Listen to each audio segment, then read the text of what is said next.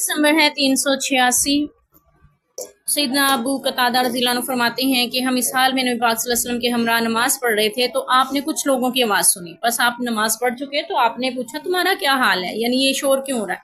उन्होंने कहा कि हमने नमाज के लिए बहुत जल्दी की। आपने फरमाया ऐसा ना करो, जब तुम नमाज के लिए आओ तो निहायत इत्मीनान से आओ, फिर जिस कदर नमाज पाओ उस कदर पढ़ लो, जिस कदर तुमसे रह जाए तो उसको पूरा कर लो। हुआ ये था कि आप सल्लल्लाहु अलैहि वसल्लम नमाज की इमामत करवा रहे थे जमात, तो वो लोग जमात की नमाज पढ़ने के लिए आए तो उन्होंने वहीं से दौड़ लगा दी, भगो भगो जल्दी करो, जैसे अक्सर होता है ऐसे कि नमाज जाने लगी है जल्दी करो। तो उन्होंने आके जल्दी जल्दी पढ़ना शुरू कर दी। जहाँ पे नबी पाक थे जिस रकत में वहाँ पे पहुँच गए, पीछे से अपनी सारी पढ़ ली, जैसे एक रकत अगर गुजर गई है तो वो अपनी खुद ही पढ़ ली, फिर आके मिल गए। तो आप सल्लल्लाहु अलैहि वसल्लम ने फिर इसका तरीका बताया कि अगर इमामत हो रही है और आप आके सफ में मिलना चाह रहे हैं तो फिर जहाँ पे इमाम है आप वहीं से शुरू कर लेंगे अपनी नमाज जो आपकी रह गई है। इमाम के साथ सारी नमाज मुकम्मल करने के बाद इमाम सलाम फेर लेगा, आपकी जो रकत या जो हिस्सा रह गया वो आप बाद में खड़े होके अदा करेंगे।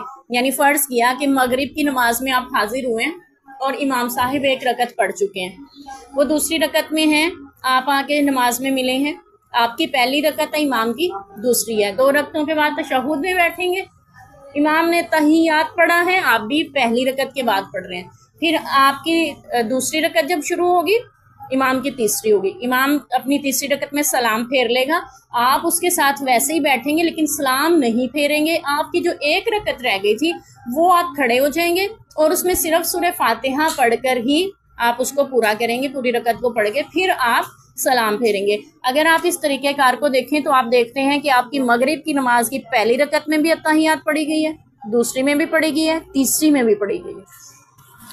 तो इमामत में इक्तदा में अगर रकत रह जाए तो आपके ऊपर इक्तदा लाजिम है, तरीक़े कार को फिर आप नहीं देखेंगे, ठीक है। तो जैसे भी इमाम पढ़ा रहा है आप वैसे ही पढ़ते जाएंगे, उसके साथ साथ फिर बाकी जो रकत आपकी रह जाएगी वो आप बाद में अदा करेंगे।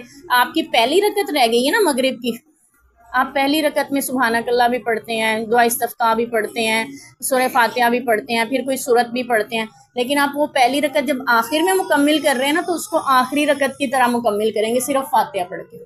उसमें आपको सुबहानकल्लाह, दुआ इस्तिफ्ताह और फातिहा और सूरत पढ़ने की ज़रूरत नहीं है, सिर्फ फातिहा पढ़ें। आपकी जितनी भी रकतें रह गई, बिलफर्ज मगर ज़ोहर की रह गई 2 रकतें और आप बाद में आके आखिरी रकत में मिले हैं, 2 रकतों में मिले हैं, तो फिर बाद में जब आप अपनी नमाज पूरी करेंगे सिर्फ फातिहा पढ़ेंगे उन 2 रकतों में, आप सुबहानकल्लाह और ये सारी सूरतें वगैरह नहीं पढ़ेंगे, सिर्फ फातिहा के साथ आपकी रकतें मुकम्मिल हो जाएंगी। तो यूँ इमामत के साथ मिलने के भी मसाइल हमें हदीस पाक से मिलते हैं।